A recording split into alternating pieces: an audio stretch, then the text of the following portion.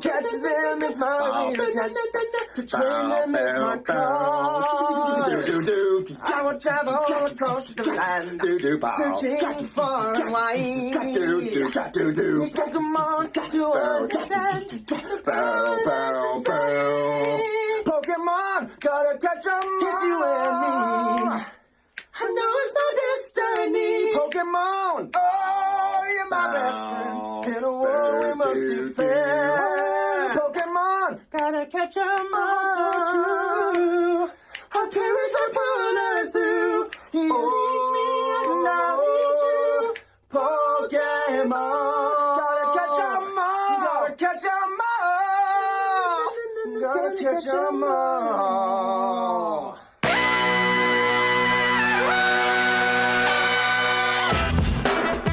Good morning, sweet world, and welcome to the No Dunks podcast on the Athletic Network. It's Monday, June 26th, 2023. I'm J.E. Skeets here in the Classic Factory, and alongside me, as always, Tass Mellis. Happy free agency week, everybody. Yes, indeed. And over yonder, it's the man making the magic happen, super producer, JD. Hello. There he is. Here we are, the bearded one, Trey Kirby, off today. He's up in Chicago with the fam, looking for the Bear restaurant. He's trying to get a reservation at that hot new restaurant in Chicago. He'll be back later this week. I also wanted to give like a standing ovation to that cold open. That was epic. It was very, very nice. Usually I like to cut them off, but I couldn't. I was wondering if you were going to, because I knew when I sent it to you, that's quite long. Yeah, it's 1 minute, But which is around the limit. So You made the right call. Yeah. It got better and better. It gets better and better and better. That guy's awesome. I follow him. He's great. How long does that take him to do? God, a day. A day. A day at least. Not including the arrangement of everything. That's you what know? I mean. Like, Can't wrap my head around it. Anyway, well done, sir. Great cold open. I could have used some more, actually. I thought there was more. This is more falsettos at the end. Catch them all. Shout out to the stream team joining us live right now on YouTube.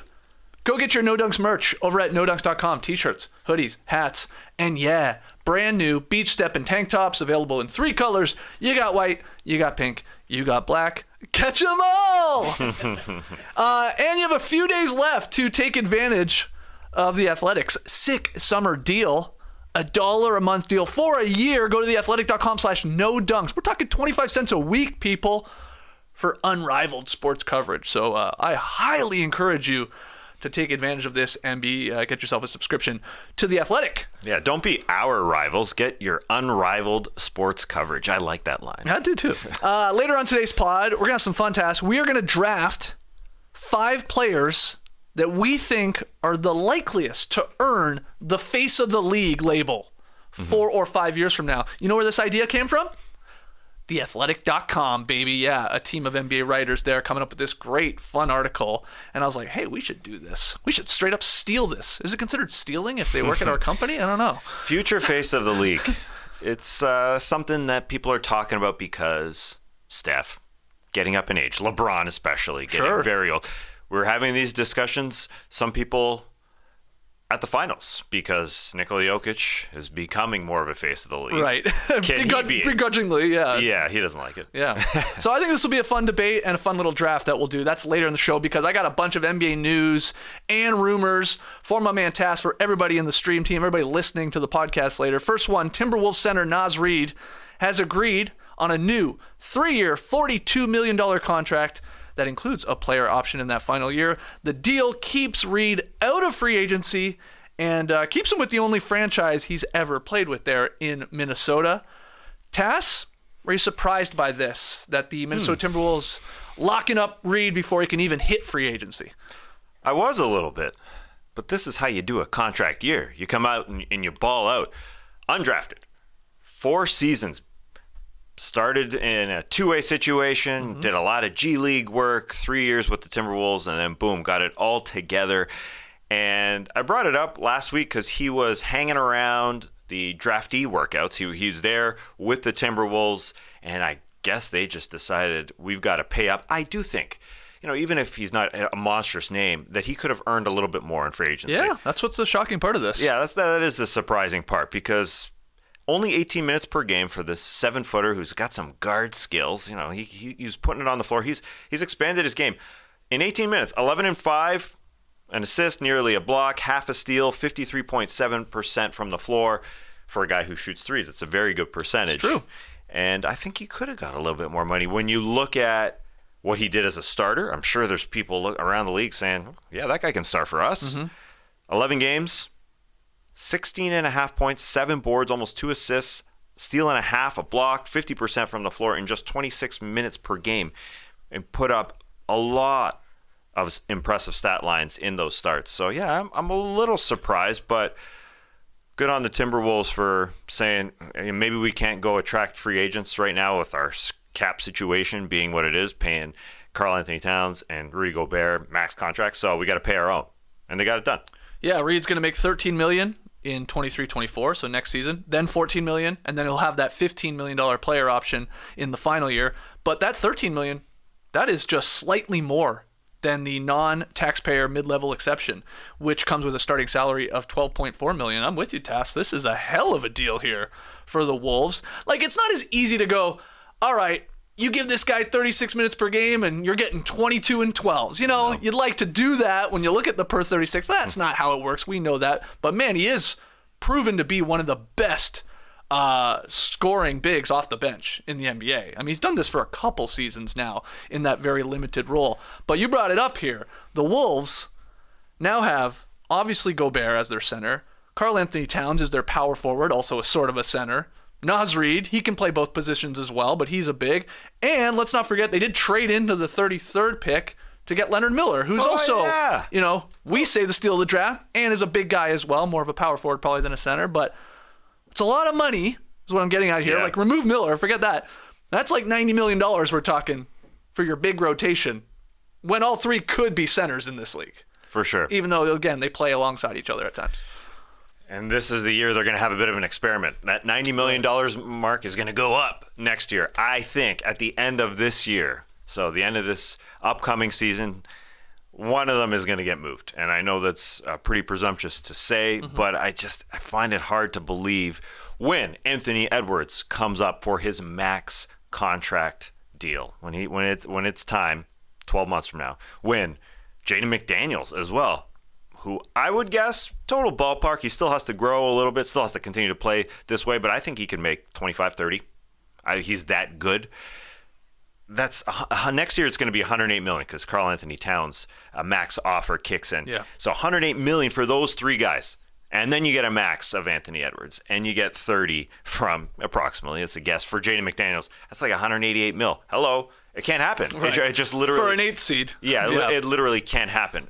But I do think they pay Anthony Edwards. I do think they pay Jaden McDaniels. So I think this 1 year is sort of a trial run to see what happens. I do think Naz Reid will be there, and it's different now before the money kicks in for Edwards and McDaniels.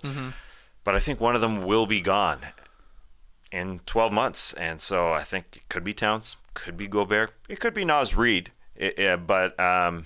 But it's probably Towns, if we're being honest. Yeah, they should at least be market. gauging the market on Karl Anthony Towns. Either now or, like you're saying, okay, we head into the new season, we give it a go, we've got our rotation of bigs, and obviously he's still growing, McDaniel's still growing, but they'd be silly not to. I mean, last summer, Towns signs the Supermax extension with the Wolves. It goes all the way through to 2027-28 when we're talking at like $62 million. It gets insane. All of these contracts are going to start getting more and more insane to all of us. That's just the way it goes. But that's a lot of money for a guy that's only made, 2 All-NBA third teams, handful of playoff appearances, some of them, quite frankly, embarrassing. He had one good one, if we're being honest. The other 2 not. And this guy's going to be making, $256 million. That's the one that you would look to move because that's also the player at 27 years old, Kat, that you could see a team talking themselves into, like, oh yeah, he could be, our big of the future to pair with so-and-so as the second or third best player. Yeah, if somebody wants to take that deal that runs, it's a lot of money and it runs a long time, so much so that these salary grids I'm looking at don't even include that final year, that 27-28, as you said.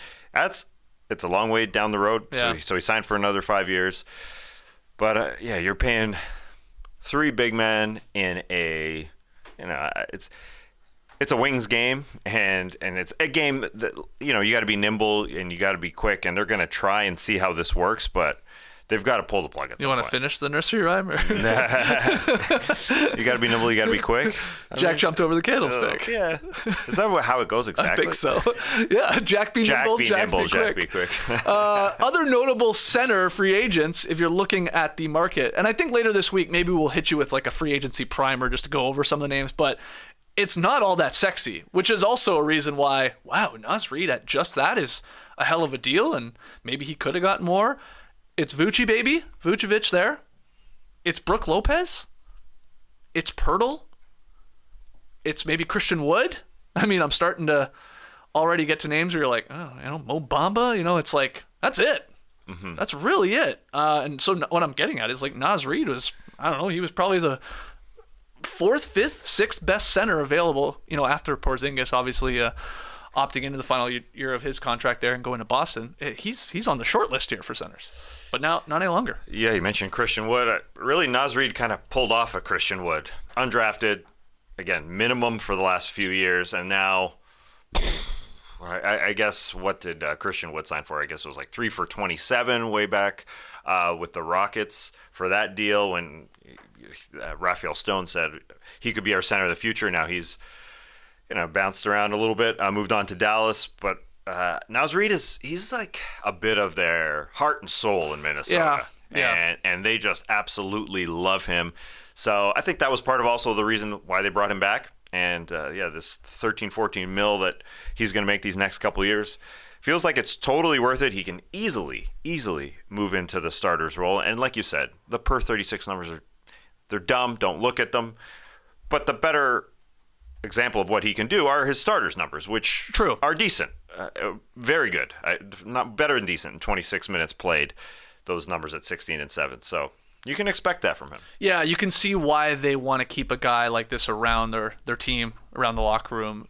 It's a feel-good story for the organization, too, the undrafted part of it, the two-way contract. He also, lost, 30 pounds. He came in, the reason he was undrafted was, people are like, is he in shape? Mm-hmm. Can he actually play at this level? And obviously committed himself to that. And, yeah, has guard skills in a big guy's body, can hit a little bit of a three, and, tries his ass off out there. So nice move here from the Wolves. It's just perplexing in the sense of all the bigs on the roster now.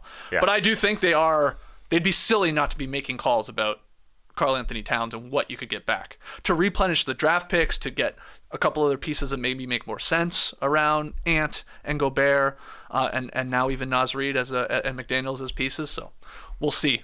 But I guess don't hold your breath. It feels, we're doing it with Damian Lillard. Are we going to just start doing it with Karl Anthony Towns? He'll be the next one. If Damian Lillard is ever moved, it'll just be all on someone like Karl Anthony Towns, where we just start doing the same thing again. Yeah. When? That's fair. And it all depends on how good they are. I know you called them an 8th seed. I'm sure they look internally and they say, we can be better than what we were last year. But who the heck knows? Naz Reid got better over the last few years from LSU. Maybe he was overweight. Maybe Shaq was his role model. Maybe that's why he was overweight. Just wanted to get a Shaq joke in there, which wasn't all that good. But anyway. All right, well, let's move. Let's keep talking about the big guys here, because despite persistent rumors regarding his future in Phoenix, the Suns plan to keep center DeAndre Ayton on the roster moving forward. Now, John Gambadoro of Arizona Sports, he was sort of the first one to report this. Then we saw Chris Haynes backing it up. The Suns drafted Ayton with the first overall pick. Everybody knows this in the 2018 NBA draft. He's been the team's starting center since, but his name has been included in a ton of trade rumors, especially this summer here, right after they bring in Beal, and everyone's going, they need to trade Ayton to get more depth. Well, they say that's not going to happen here. Are you buying it? Are you buying it? Here's the free agency juice we're getting to. Last week, it sure felt like he was on the block. Then comes a Gambadoro report, and now Haynes backing it up. I think that the market wasn't all that great. Right. For the first few days. And you can talk yourself into new coach Frank Vogel getting through to him, using him a little bit differently. Chris Paul not being there, maybe a little bit more of a bounce in his step, maybe working with the second unit or leading the second unit a little bit more. But I'm not buying it. I'm not buying it for the long term. For now, sure. there were some good names rumored to be out there, but I don't even know if they're totally true. There was a Wendell Carter from the Magic offer, who is a very, very solid piece that I think the Suns would be jumping to get.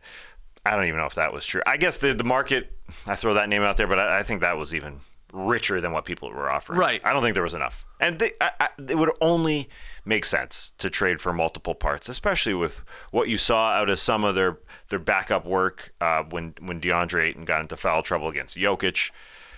Jock Landale played all right. He got into foul trouble himself, but that's Jokic for you. And Bismack Biyombo. I think it would make so much more sense to trade for a couple parts. And maybe the market's not there, but I don't think they're done. Right. I 100% agree with you. I think that's exactly what's gone on here. Do I think they were trying to trade him? Yes. Do I think they were calling other teams? James Jones, Matt Ishbia, maybe Isaiah Thomas, for all we know, calling these other teams saying, hey, any interest in Ayton? And they're like, yeah, we'll give you nothing, basically. Like, oh, he's on a pretty bad contract. Does this guy even try? Does he even like basketball? He just wanted to get paid. Mission accomplished. So I just think they were getting brutal trade packages back for Ayton. And at a certain point, you're like, okay, we can't. We maybe want to move off him. Maybe they don't, but I think they do. But we're just not getting anything in return. So let's go with the new coach approach. Frank Vogel, he does have a history of building up, good defensive centers. Can he do with Ayton what he did with Hibbert back in the day? Can he sort of untap that? And I'll give Vogel this. He's been talking him up all summer long. He takes this job. He's doing the right move here of like, Ayton's an important piece. He's got to be here. He's got to be locked in. Like, he's doing that. But I just think the return was nothing. And so they're like, okay, well, I guess we start with him. See if you can at least have him play. Like, Ayton is a funny player. He is good. We don't talk about him like he's good. Like, he's 18 and 10 in his sleep. Now, those numbers will be interesting. Will those go down because of more scoring with Beal? Will they go up because he's really their only big guy? I don't know. But the contract part and his sort of just the way he, holds himself, I think is a scare for a lot of other teams. Sure. Hence why they're like, nah, we don't really want to give you a whole bunch for him. So I think they'll just run it back. Maybe he increases his trade value, and then maybe they still move him at the deadline. Who knows? Yeah. And the scary part for the Suns is you've got this new guy in Beal who's going to hold the ball and touch the ball, and will Ayton have those touches? And what will his demeanor be after that? That's the worrisome part. Yes. I mean, yes, he'll get his numbers. He's a very good player. But I think a bigger worry is because you just need defense and a grinder type approach from that center spot. The worry is the depth. And the guys who will fill out the roster right now as the 5, 6, 7, 8 guys are probably Josh Okogie, who is their 5th starter, or Torrey Craig, who could be their 5th starter. Damian Lee expected to be back. Cameron Payne. Mm-hmm. And so that's the rest of your rotation that you don't need all those guys in the playoffs, but you do need them to be decent. And you want, 5, 6, 7, as we saw with the Nuggets, who were getting stuff out of your Jeff Greens and, with your Christian Browns and your Bruce Browns. You need them to be really good to win. And so I think that would be a good trade-off for the Suns to find a decent package out there of 2 guys who, right? Let's say 2 start low for the number 1 pick in 2018, who's on that deal that you said that they signed 12 months ago, still is able to get 18 and 10. I think they're still making calls, and they'd be so happy to get 2 good defensive grinder type players. That's why I brought up that Bulls offer that people laughed at, but I still think is a decent one, of Alex Caruso and Pat Williams as a return with Lonzo Ball's contract. It's a little Suns rose-colored glasses there, but I buy it. I buy it as those two type of guys. But I guess if the Suns were making calls, that those guys weren't even close to being offered. Right. Those types of players. Anyway. It feels like Ayton has become like John Collins 2.0 here, right? Where it's like his name is involved in every trade rumor, every time it's possible, or it will be at least moving forward. And it's like, he's good, but he's not great. And it's like he has his moments, but then he disappears. And in Ayton's case too, what I worry about here is, does he just like mentally shut off if he's not getting the touches? He becomes a scapegoat. This is what's going to happen with Ayton. There are players in this league, for whatever reason, they're just like automatic scapegoats for teams when they fail, no matter what they are doing. He's sort of like that. He will be like that on Phoenix, unfortunately, I think. And that can sour his attitude as well. But maybe Vogel and KD and Booker and Beal can unlock him because he is good. It's just like you're right. We're not looking for 25 points per game. We're good there, man. We need the rebounding. We need, obviously, defense, engagement there, activity, and not sulking either, like coming with an attitude. Does he have that in him? I mean, this was the worry when he was drafted. I remember people being concerned about. Yeah, it was the worry in the playoffs in 2022 when Monty Williams benched him against the when they were blown out by the Mavs. They're reeling, and so I don't know. The other thing is it's 5 full years in Phoenix that he's already gone through, and so going into year 6, can you expect a turnaround, right, or expect a different type of player who puts up numbers? Who did get signed by the Indiana Pacers 12 months ago to that contract offer that the Suns agreed to, which is a big number and may be part of the problem here in that 3 full more years at from 32 to 35 mil. But this roster is not done. I just think it's a better alternative than just going to sign minimum guys to fill out your roster. That's the only option they have now with these 3 huge contracts in Durant, Booker, and Beal. If you keep Ayton, that's all you can do to fill out your roster. It's true. Well, let's move on to the Sacramento Kings. Our guy John Hollinger had a great article up over the weekend, sort of looking at a bunch of things in free agency and sort of post-NBA draft. And one of those things was, and we talked about it after the draft when we did our winners and losers, but are the Sacramento Kings pursuing Draymond Green in free agency? Hollinger broke it down. The Kings have a glaring need at power forward. The Kings need to improve a defense, which was still one of the worst in the league. The Kings have a Warriors-obsessed owner who was formerly a Golden State minority owner. The Kings head coach was the Warriors' lead assistant till a year ago. Apparently, Mike Brown is the Draymond Green whisperer. And yeah, Draymond Green is a free agent. Does all of this make some sense to you, Tass, that the Kings would be pursuing Draymond Green? And if they are, and if they could get him, do you even like the fit of him in Sacramento? Oh, the fit would be fantastic. I think they would figure it out for him to be the power forward / the backup center, which they were kind of reeling with as well. Yeah, if you just look over at the Warriors situation, yeah, Green could be that guy. I think they could figure it out.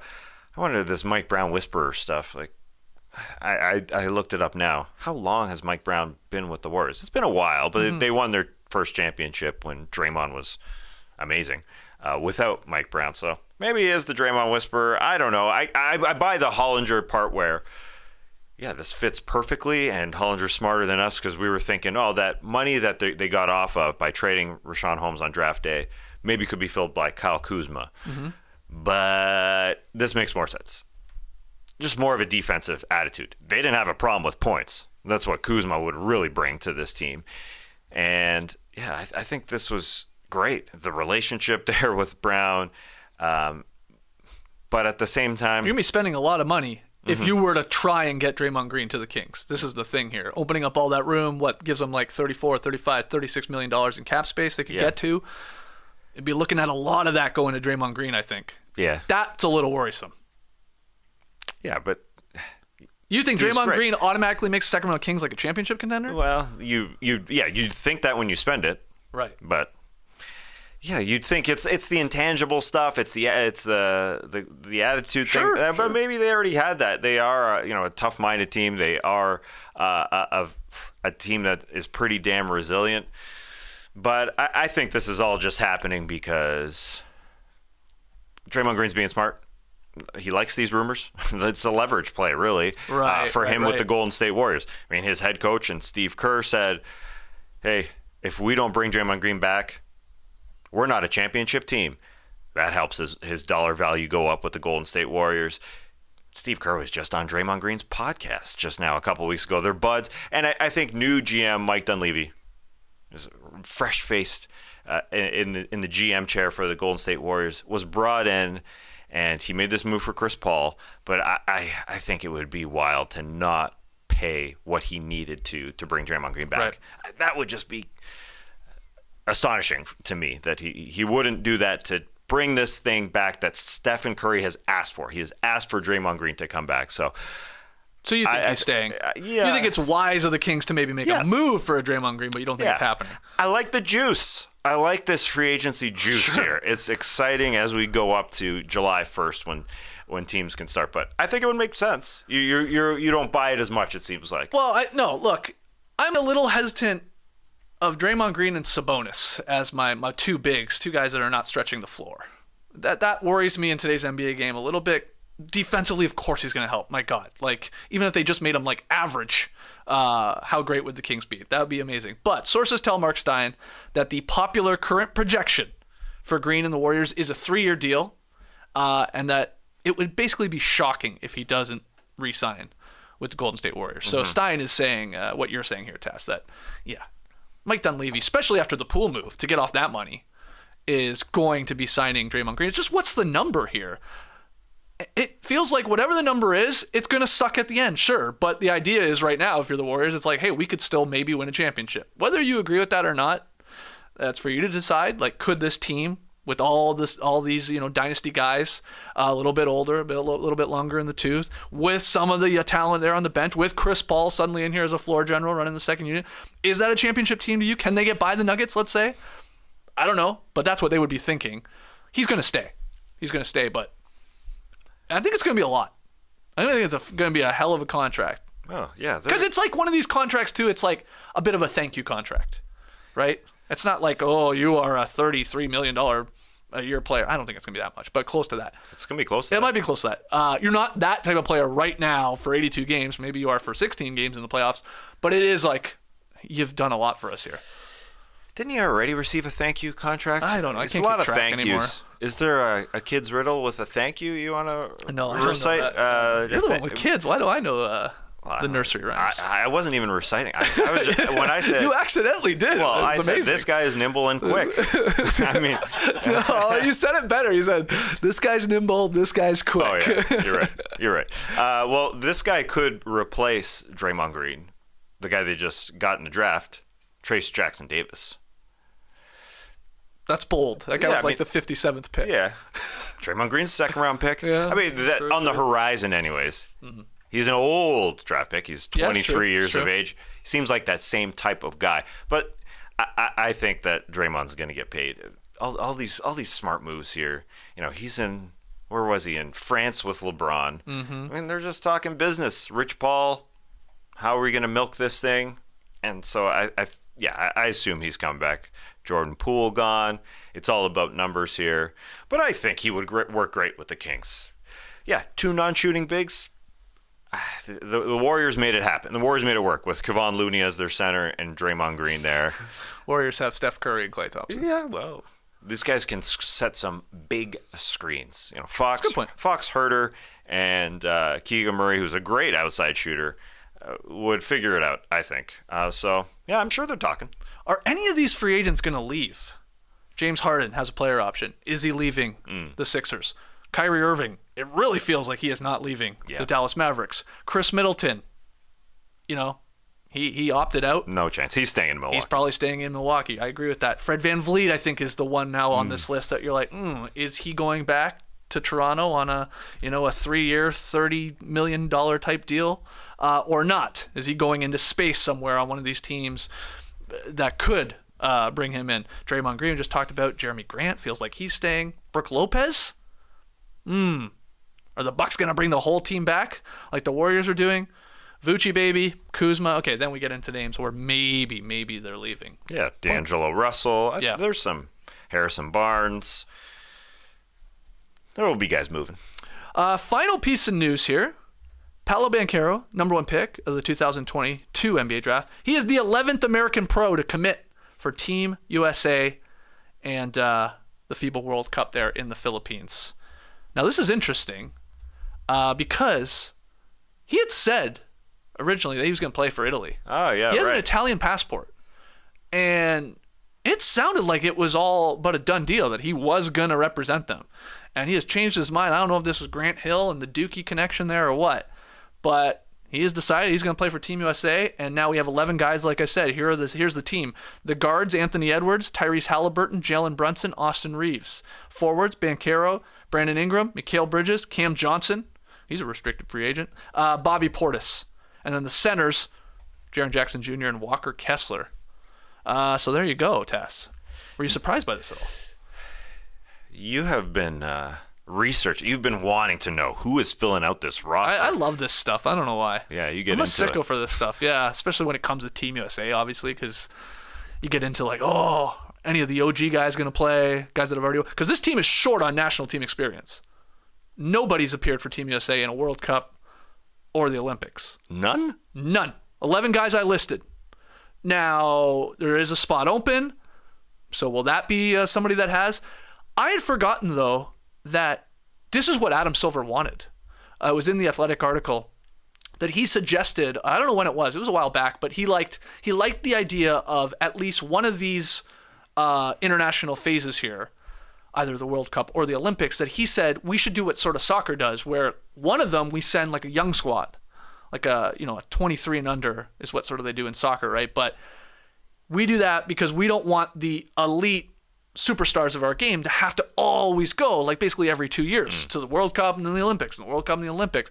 So if you did this for the World Cup, send a younger team, you're obviously growing that national team. And then the Olympics is the bigger deal. You send maybe more of the stars, but you're not asking for like such a commitment. I'd forgotten he had said that. And this is my point is what they're doing here. This is a super, super young team that, I don't know, like it's an awesome team. It's like got some depth. I'm excited to see it, but is this going to be a favorite in the World Cup? I don't know. I mean, I don't know the rest of the rosters yet. We don't even know if some of the big names are playing. Though we know Wembanyama is not playing for France. But anyway. Yeah, that's an interesting one. Yeah. In soccer, it's the flip, where in the Olympics, right, they keep them young. And I'm not as engaged in Olympic soccer, but obviously I'm engaged in World Cup soccer because of the names. Yeah. It's interesting. I don't know. Was it a problem that Silver is sort of pointing to, where there was just a lack of commitments? I didn't find that, really. You know what I mean? Like the problem is they can't win now. Yeah, so keep the camaraderie. And they're good enough that even if half your team shows up for like the best of the best show up for one tournament and then the half show up for another, you should be expected to win. Sure. Still. But that's changing. Obviously, we know the superstars, the international superstars are MVPs here in the NBA, but it still doesn't mean that the rest of their teams are going to be able to knock off the U.S. I still think they're the favorites. I don't even know the rest of the rosters. Well, that's the thing, yeah. That we'll be watching in Japan and Indonesia and the Philippines, right? In late August and September. But who's going to get that 12th spot? I know you like to be Detective Skeets. Well, I gave you the roster. What do they need? Is there any glaring, hole on that team? Do you need another big in international play? I don't know. You got Jaren Jackson Jr., Walker Kessler. Obviously, your defense is set. Banchero could play 5 at this level, in all honesty. I mean, he's a big, big dude. Probably not. I don't know who it'll be. You tell us. I'm sure there's a name out there that people are like hoping gets on there. Look, I think they would benefit from having, a KD or a Lillard or someone at that level, but I just don't think they are going to be playing on this squad on this FIBA World Cup and going over there. I think that's more for the Olympics. The Banchero part is interesting, though. I saw some things like the Italians are not happy. You lied to us. But he's going with Team USA. Joel Embiid, I saw Windhorse say this. He's still deciding whether he's going to play in the 2024 Olympics for which team. He could play for US and he could play for France. He holds citizenship in both, and he hasn't picked. Isn't that weird? And not Cameroon? I guess not. Maybe they wouldn't even have a team there, I think. Yeah. I guess Windhorse says both the U.S. and France are quietly pitching Embiid on like, yeah, come play for us in 2024. He is not playing in the World Cup, Embiid, because he's getting married in July. But I slipped it in there. Wembanyama has decided to not play for France this summer in the World Cup. He's going to instead focus on getting ready for the rookie season and then the Olympics in Paris, which is really right around the corner. Are you surprised by that at all? bummed by it at all? Spurs gotten through to him already. Well, he apparently Let's take care it of was business. all his decision, him and his team. It wasn't the Spurs saying, "No, we don't want you to go do that." That guy's smart. He knows what he wants, and he wants to take a summer. He knows his body, apparently. So, interesting stuff there. And, interesting the Italians are mad at Paolo Banchero. Trey's not here, so let me say a line that Trey would say. Okay. Trey would say, if you have the option to play for Team America or your other team of choice, of nationality, if you're good enough, you play for America. That's what Trey would say. Real American. As a real American would say. Yeah. And I've got American citizenship now, so I'm starting to feel That's true. as bold and arrogant as our other fellow Americans. Okay. Podcast Olympics coming up, 2026. Hypothetical. All right. I ain't good enough to play for Team America. So you're going Team Canada? Yeah, no, I'm sticking true. Okay. You and me, red man. and white. We'll do run it. Why did I say the podcast Olympics were in 2026? I'm not sure, but I wanted to give them enough time to get ready for it. Yeah, you want to train. You want to get ready for it. Yeah. Okay. Well, I guess we're the pillars of this Team Canada podcast team. Hell yeah. Well, who's guarding who? Who are you taking? I guess you're guarding Zach Lowe or something like that. Well, one of us got to guard Kirby. I got him. Windhorse, final note on Wembanyama. He played 62 games this season for the Metropolitans 92 in the French League. They went to the finals. And then when you include his first season with the Spurs coming up and plans for the Olympics, his team calculated Wemby was looking at playing about 170 games in a 24-month span. So this is a part of the equation here of maybe why we sit out the World Cup. When you put it that way, because you want to play in the Olympics, then sure. Maybe a little too much on that crazy 7'3", 7'4", 7'5", 7'6" body, whatever he is. Last note, Yeah. you said I'd be playing Zach Lowe. He's actually changed his last name to Zach Dick. Did you see him dressed as Grady Dick I did not see this. on NBA today? ESPN. That's why I did not get the reference. Yeah. Wow. So you're telling me they dressed up Zach Lowe as Grady Dick and I somehow didn't see this? When did this happen? Over the weekend? Friday. Oh, my God. Friday on their draft recap show, he came out in the Grady Dick red jacket. Red sequin jacket. Yeah, he had the shades, but he didn't have the turtleneck. Did you also see, it's not a turtleneck. It's one of those like fake, faux, whatever you call them. A dickie? Yeah, a dickie. No way. Yeah, You're you telling can me see. Grady Dick was wearing a dickie on draft Those night? things are called a dickie. Yeah, I didn't even right, realize aren't that. they? Yeah, I'm pretty sure they are. If we're talking about the same thing, So- it's like where it's just for the top, like it's just for it's the not. neck. It's not. It wasn't even that big. So he was able to open his blazer and see skin, Yeah. Okay. Yeah. like right beside. It was almost like a. So this A thing V- he was a wearing, V-dick. which we thought was a turtleneck, is just a dickie on Dick. It's a turtle Incredible. dick. Well, did you see him? That makes sense, though. You wouldn't want sequins under that. It'd be thing. so uncomfortable. Yeah. I mean, it still would have been uncomfortable, but he seemed okay with it. Yeah. No bunts tie in here. Did you see Grady Dick at the Jays game? I did. Yeah. I did. What'd you think? How'd that dickhead look to you? I thought it was a little surprising. I think the first Dick jersey we've seen now is a Blue Jays Dick jersey. It's true. They gave him a Dick jersey. Just trying to say that We word haven't as seen many him in a times as Raptors possible. one yet. Yeah, Wow. that was You put it kind of that way. surprising to me. All right. Wasn't surprising that he brought his shades, the same shades. Yeah, he likes those. He does at the Rogers Center, hanging out. But no, I like how the Blue Jays jumped on it for sure. Grady likes all the sports. Did you see the clips of him at the OVO Athletic Center, obviously the training facility for the Raptors? He was just throwing around a football all day. That's all he was doing. I didn't see him shoot a single basketball. He was just throwing around a football. I had Loves no all the idea. sports.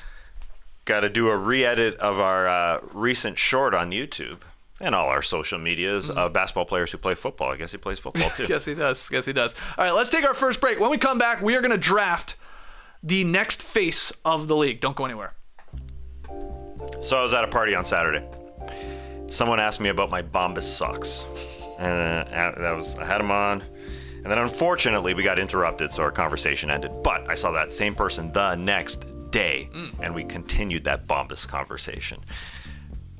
I may have been flexing my calf while showing off my summer ankles as I wicked sweat with a Bombas performance sock, keeping cool, fashionable, and comfy. And they definitely weren't the same pair as the day before. No, ma'am, I changed them, and I definitely have a different pair of Bombas on now. Yeah, back to back Bombas. There's a little baseball reference for you. Back-to-back-to-back jacks on 3 pitches this weekend. I saw that. Was that the score? It was like 24-1 or 25-1, whatever the score was. Yeah. They bombed away. Anyway, this is what I told that person. Bombas' no-show socks are made with breathable yarns for a barely there feel, plus silicone grips and a contoured design to prevent slipping down or sliding around. Okay. I probably said it a little less eloquently than that. Actually, I saw the word yarns. I almost said yams because the R and the N are almost connected here on my Word doc. I got bad eyes here.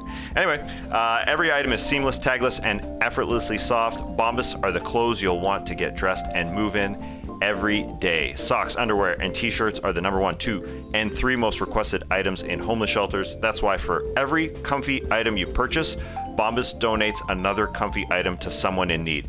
Bombas is one product I received for free, #blessed, but I have bought them on my own dime. You can do the same by going to bombas.com/nodunks and use code NODUNKS for 20% off your first purchase. That's bombas.com/nodunks and use code NODUNKS at checkout. bombas.com/nodunks, code NODUNKS.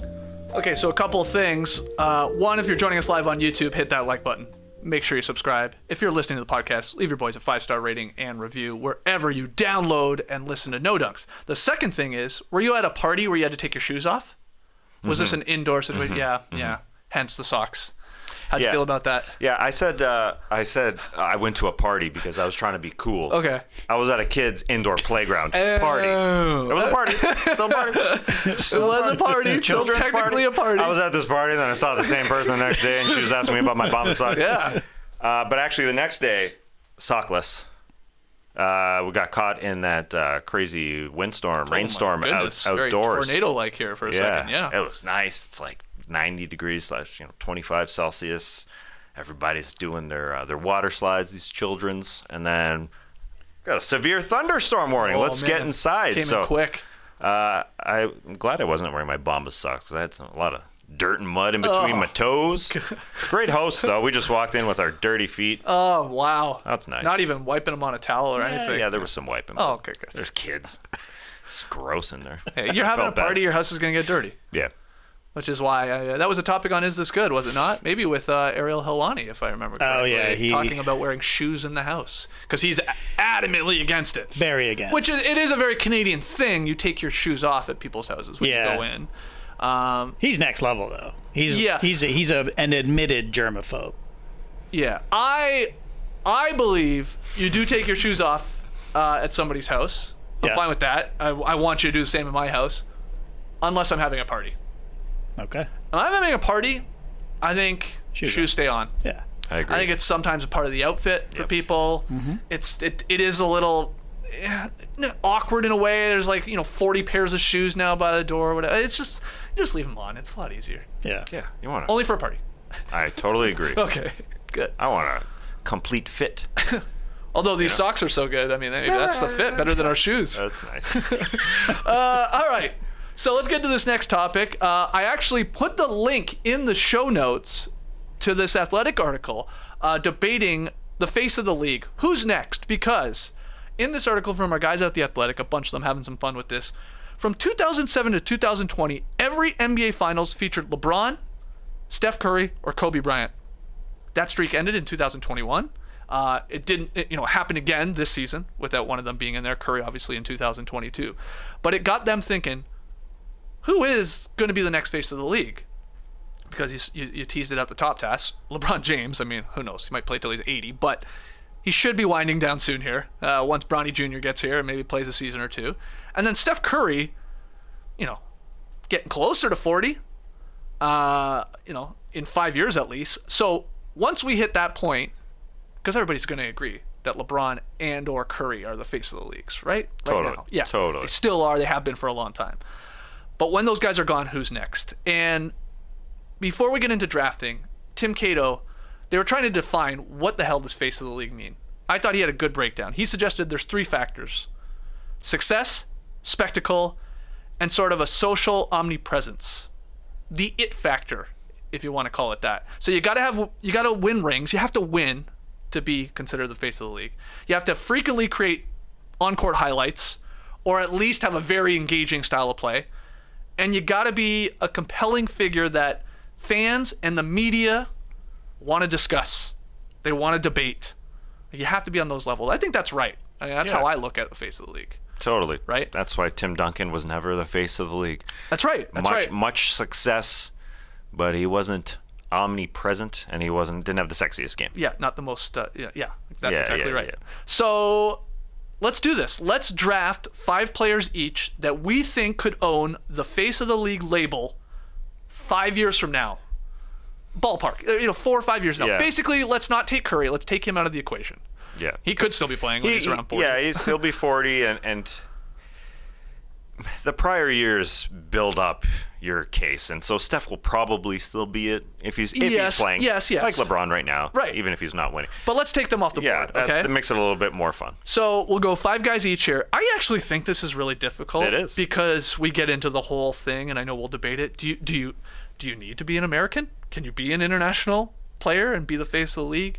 Some guys I think that we'll probably have in the mix right now at least are a lot of off-court issues, let's say.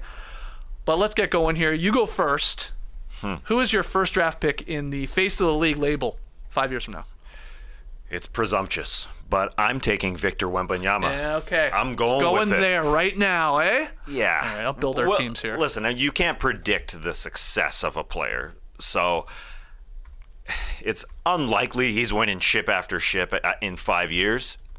But who the heck knows number 1 and number 2? It's so difficult to predict. I just know that he is going to have the game that transcends every barrier. The game and the body. He's just so unique, and he's got the perfect game for today's NBA. That's the 3-point shooting style, and it helps that he's different. His size is different. The highlights will be there. There's no question. He also has the desire to do the media. Yeah. He's kicking it right now. You need to have that. You need to want to be on everywhere.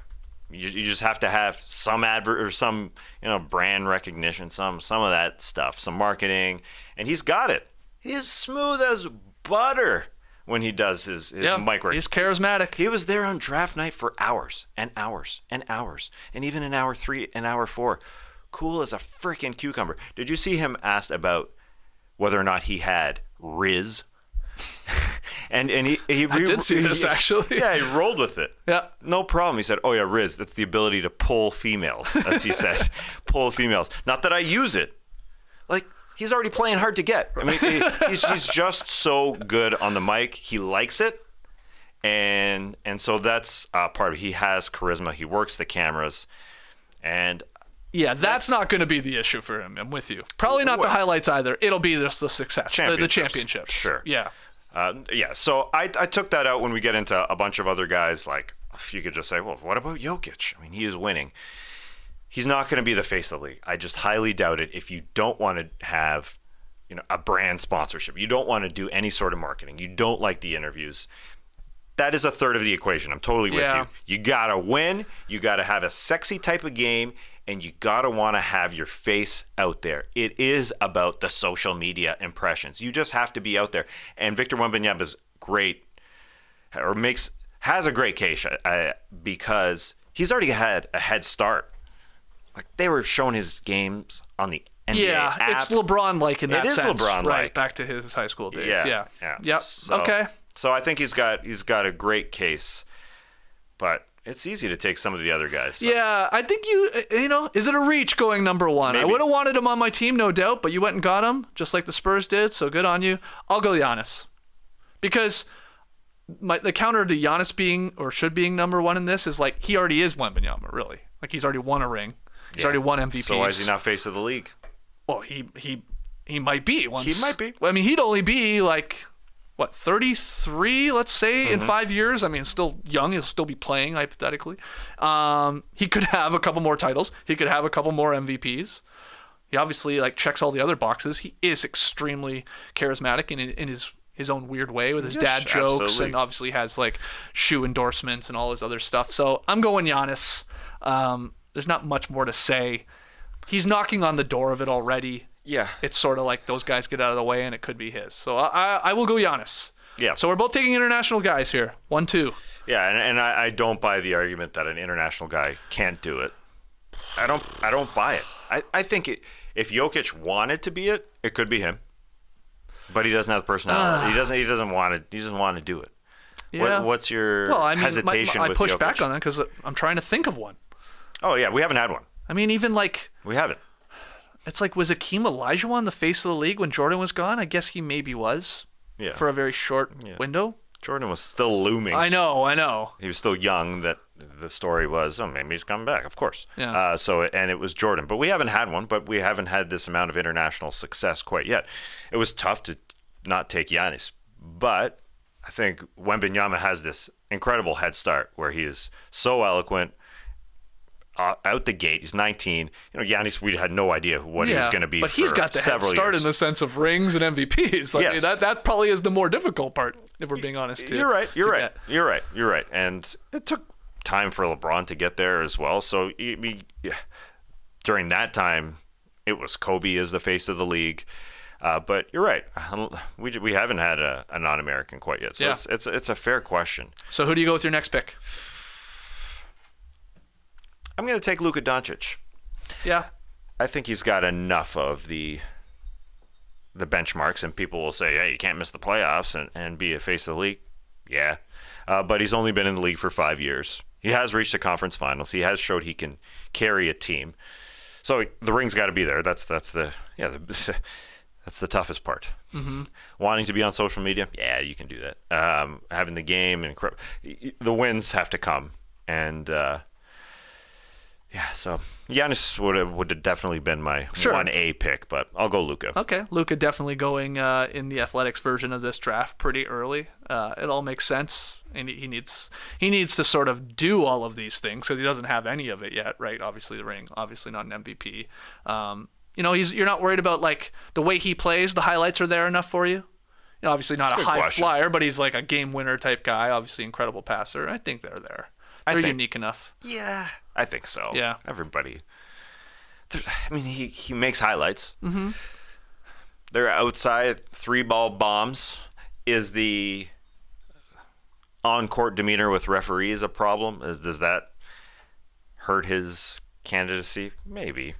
But I don't know. I think he's charismatic enough. I mean, the issue with him in drafting here, the face of the league, is like, is he too Jokic-like? Does he really care about that at all? Does he want to be that and all that comes with that? I'm not so sure. Mm-hmm. Yeah, that would be my one issue with him, that part. It gets tough right away here. I struggle with Tatum. I don't know how I feel about it. Yeah. On one hand, he's got the American card. This would be our first American player here. Obviously an incredible player. A lot of success short of a ring. He's been knocking on the door, let's say, of an MVP. Why couldn't he get one or two of those? I guess I got to take him. But I'm trying to talk myself out of it because there's just something missing. There's something. It's that it factor for me. I don't know why, but I'm not sure he will ever be by himself the lone face of the league. I don't know why. I'm struggling to explain my feelings about it. Yeah, maybe if he grows into being a champion, that it factor comes along with it. Sure. Just a little bit more swagger. We saw himself say, humbly speaking, I'm one of the best players in the world when he went for his 50-point game there against the Sixers, right? I think a little bit more of that charismatic bravado. Yeah. Kobe. Yeah. Once he wins, will come out. Okay. But there's some holes. Yeah, he's, as the article writes, he's 18th in the league in Instagram followers. That ain't good enough. Okay. He's still young enough, but it has to happen at some point. Soonish, I guess. I'm going to loan Tatum, our guy Jerome, help him work on some social media content, get his followers up, get the numbers going, really latch on to the American public and the international basketball fans too. But I got to take Tatum. I'm not going to overthink it. All right, you're up next here. A controversial one, I'm sure. I'm going with Ja Morant. Okay. No, I think that's fine. Yeah, because pre all of these issues that he's had on the court, or off the court, I should say. On the court, he was destined for this journey. If he was able to win, he's got the personality. It's a little like AI, who wasn't necessarily a face of the league, but he was in the mix. Close, very close. Yeah. I would say he was sort of an alternate face of the league during the Shaq, Kobe years. Yeah, because there's guys like Iverson, Vince, but there's always Kobe and Shaq that were there, so they were never the face. Yeah, but and Iverson didn't win. Right. So Morant's got to win. He's got to have this redemption arc. I think would be people good. Love a redemption. Yes, and hopefully he achieves it because he's got the game. I think he's got the personality. He likes to be silly, and I think he's got the Q rating, as people say. So I think he could do it. Do I see your Ja Morant with the Zion? Oh, yes. I think I have to. Because I don't want to take Zion. Yeah. No, but it's a similar case. That's exactly what I was saying when we were leading into this. Like, there's some names here. It's like, right now, you wouldn't. Tomorrow, face of the league? No, of course not. But, come on, we're talking 4 or 5 years here. Ja Morant and Zion, I think, still have to be in play. So I'll take Zion Williamson. Like, when he plays, we always forget this because it's, unfortunately, a little too infrequent right now. But when he plays, the guy's like 27-10, basically. We know he's got the highlights. I'd like to see some more in that regard. We need him to lose some weight, Need him to just stay healthy. But, yeah, of course, he could be flirting with MVPs and if he's on the right team and blah, blah, blah, blah, blah. Zion, give me him. All right, 2 more picks each. I don't think this will ever happen, but I'm taking Jokic. Okay, make the case. Make the case. I downplayed him earlier just so you wouldn't take him. Sandbagging son of a bitch. Listen, all the guy is missing is wanting to do a little media. That's all he's really missing. A little bit. Okay, so how do you make it happen? The first marketing opportunity just got to be something he likes. Let's start easy. Get him on a damn horse and record him filming for 3 hours or something. Like there has to be something where he showed his personality plenty of times on the mic. He just doesn't want to do it. They win the championship. He tells Denver, you may think that I didn't want to be here, but this is one of the best days of my life. And it's in there. It's in there. And maybe Denver's a good spot to get it out of him where he's not in a huge market. And yeah, that's all that's missing. I think the championships, obviously, it's important. He's got to keep winning. Listen, he could. And he may be thrust upon us as face of the league if he does continue to win. He's got to win, whether it's like 3 out of the 4 years or something, pretty significant here. Right. But he needs a foil though too. He needs Embiid to meet him in finals. Because I look at it like this: Jokic could be the Larry Bird, and he needs a Magic. And Larry had the more like he was an SOB, and I don't think Jokic is like, he doesn't care about it like that in that sense, like where he's going to talk that game. Larry Bird, all the infamous stories of like, I'm going to beat you with my left hand. I'm going to, who's coming in second in this 3-point contest? Like they differ there, but it's not like Larry Bird, I feel like, was like, put me in front of every mic. No. And, let me, sell everything I can. Like a different time and all that I get. But Bird had Magic, and that helped the both of them. And they were both the faces of the league. Yeah. In sort of saving the league until Jordan comes along.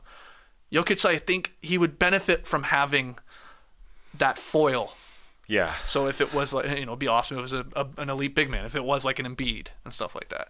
But I'm with you to have Jokic still drafted here because like he could just fall into this by default because they become a dynasty and he wins another MVP or two. And then we're looking at just like incredible achievements. Yeah. The argument against him is that Tim Duncan was never the face of the league. He was dynastic, but on the other hand, Jokic does show more personality.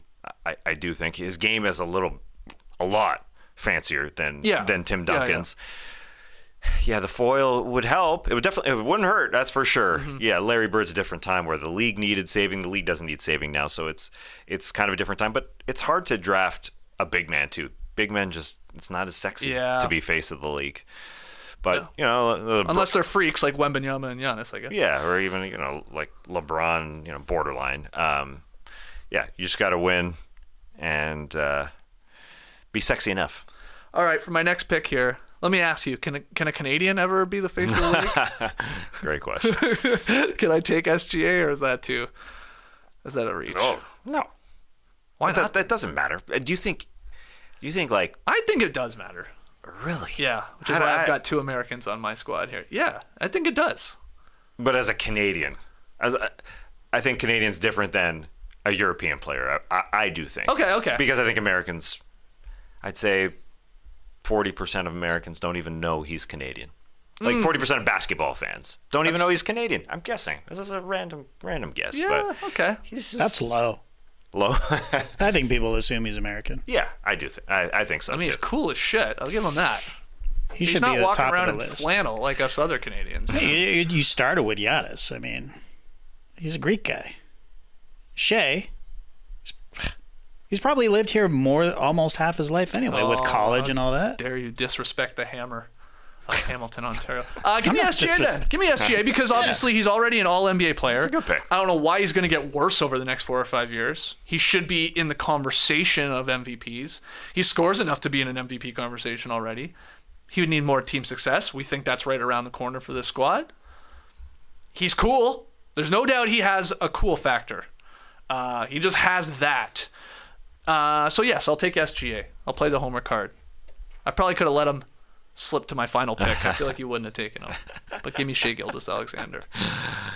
Here's a tease. I'm going to be showing off a great custom-made SGA jersey in Summer League. I'm saving it for Summer League. Nice. Yeah. Custom I'll take made a photo. As in you made it? No. No. I didn't make it. Okay, yeah. I was just It's wondering. sick. Yeah, I think I know which one. Oh, yeah. You're right. I probably wouldn't take him, and he wasn't taken in this article. I don't think. No, now they only went. Well, they had 3 people drafting just their top 3, but you're right. He didn't get selected. He was overlooked. He was overlooked. Yeah, I don't think it matters that he's Canadian. So I think that's a good pick. Okay. He does have many of the factors. I know you've written down our teams. Yep, I Can got you 'em. give me the 4 that I have? Task right now for the next roster. face of the league. Task right now for the next face of the league has Wembanyama, Luka, Ja Morant, and Jokic, just falling into it. He doesn't want it, but he would just fall into it. I've got Giannis, Tatum, Zion, and SGA. I'll go with Anthony Edwards as my last pick. I knew I should have taken him at 4th. Nice. Much charisma. High on the Riz rating scale. Yeah, just the wins. That's the biggest part. No more off-court mess-ups because he did have one last year, which I think could hurt everybody here. But I think he's got it. He's got everything you need, and plenty of the marketability. Loves being on camera. Loves talking. Very quotatious. The winning is a difficult part for everybody, but in Minnesota, it's not going to be easy. You would be helped out with that pick if he has like an elite, incredible FIBA World Cup. I know some people don't care here stateside, but like if he was the leader of that team, like leading them in scoring, game winner, leading them to success there, which he could be. I think there's an opening for him to be one of the best players on that team, or sort of like the alpha male on that team. I like that Anthony Edwards pick. I'm down to a couple names. Devin Booker, I think, has to be considered here. Like Tatum, though, there's just something that I don't think enough people like about those guys. I'm not sure what it is. I like him. I mean, I like Booker more than Tatum, maybe just because I was like Team Booker way back when he played on a shitty team and everybody thought he was overrated and stuff like that. But I got Devin Booker. I got Scoot. Wow. Got Scoot Henderson. And then if you look back at the last couple of drafts we've had, like the players going high, it's like Paolo, maybe. Scotty Barnes, like Cade. Like I feel like no on those 3 right now. I think the other 2 that I brought up, Booker or Scoot, are more likely. What's your opinion on that? Yeah, the hardest part is being an incredible player. So Booker is already one of the best guards in the league, and I think he does enough off court. So he is a guy who's overlooked. Maybe he's a little, people would say he's too cool, but he's cool. I'm going Booker. I'll take Booker here. Yeah. I'll complete my team with Devin Booker because you said it there. He's already elite. And like I keep forgetting in a sense that like you got to win rings here. Yeah. You got to probably be winning MVPs or damn near close to be. And you need to be obviously like have that it factor. So yeah, I'll go Devin Booker. And being a face of the league is just extremely hard and extremely rare. Yeah. I know we've mentioned 10 guys. There can only be one and sort of two at the same time. Yes. LeBron and Curry can share it. Yep. Those have been the two guys for the last decade plus.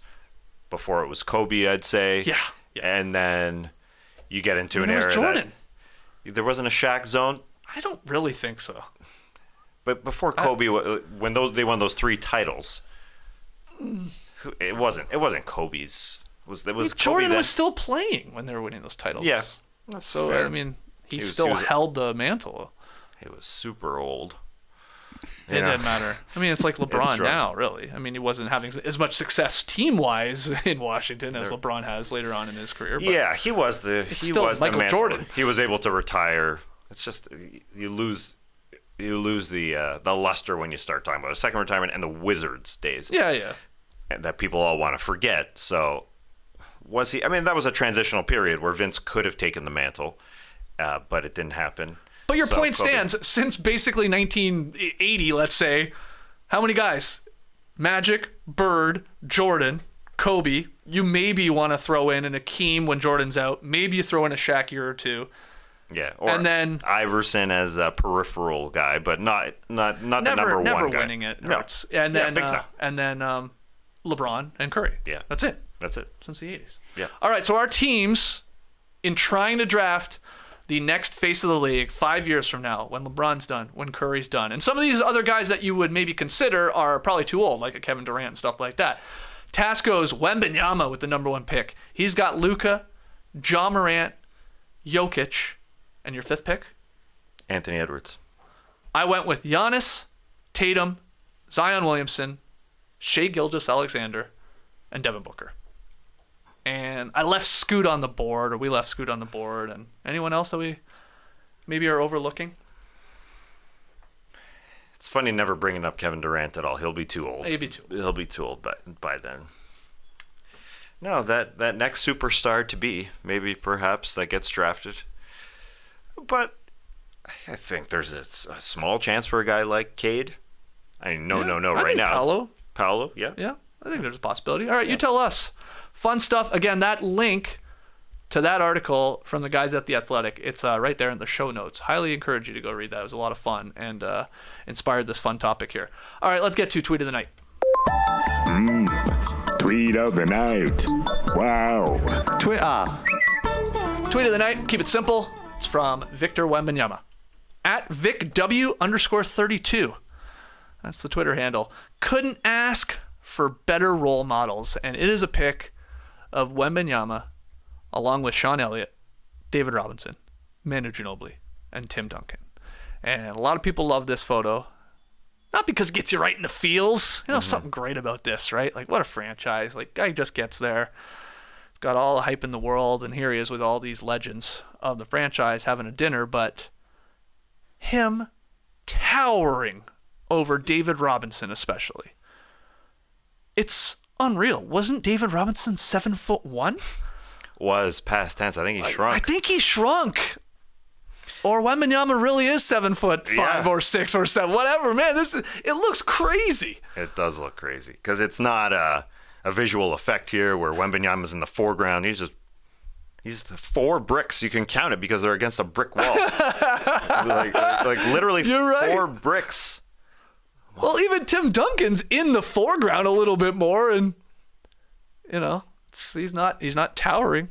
Yeah, we got left to right. We got Sean, Wembanyama, Robinson, Manu, and Duncan. How did this happen? They got together. Yeah, they definitely just made it happen. It's like it's amazing. We cropped it out, but Ginobili was wearing some what do you call them? Capri pants? Sure. Like, I didn't see his pants. what are those called? Like the short pants, you know. Capris, yeah. Yeah, capris, yeah. Capris. Remember they had a moment.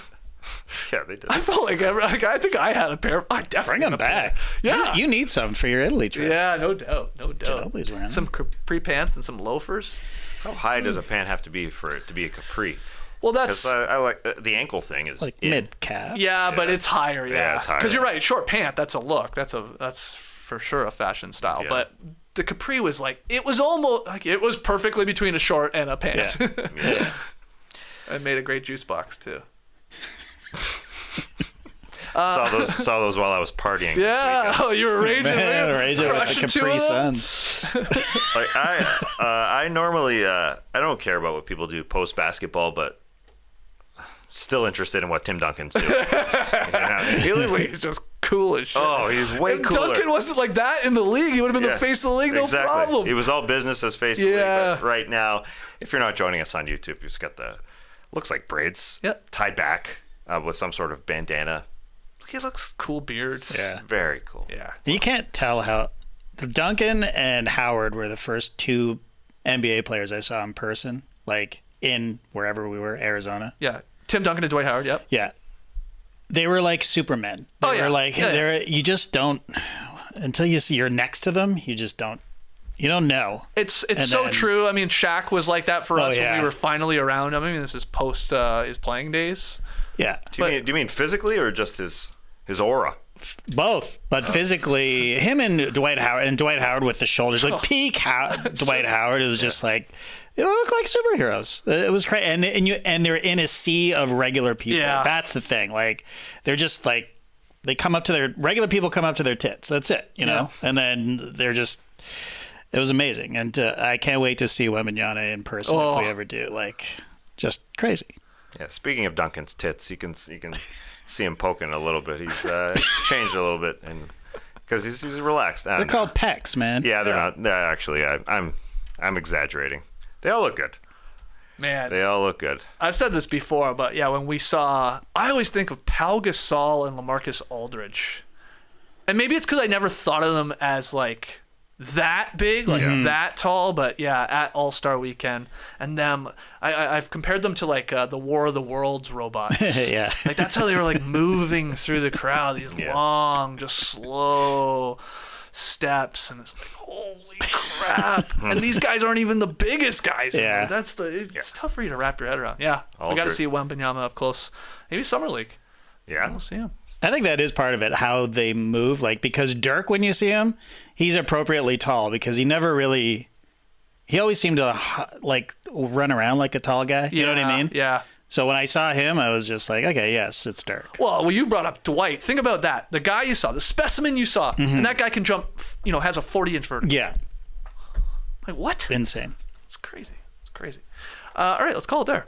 Fun show, guys. Little Monday podcast for you. If you enjoyed it, if it was a classic, hit that like button. Make sure you subscribe. Leave your boys a 5-star rating and review. We're figuring out the rest of the week, but obviously free agency right around the corner. The rumors will keep flying, so make sure you subscribed either wherever you download and listen to the podcast or here on YouTube so you know when we're going live. There are plans to do our Fast Friends, Fast X later this week. Have we locked that in, JD?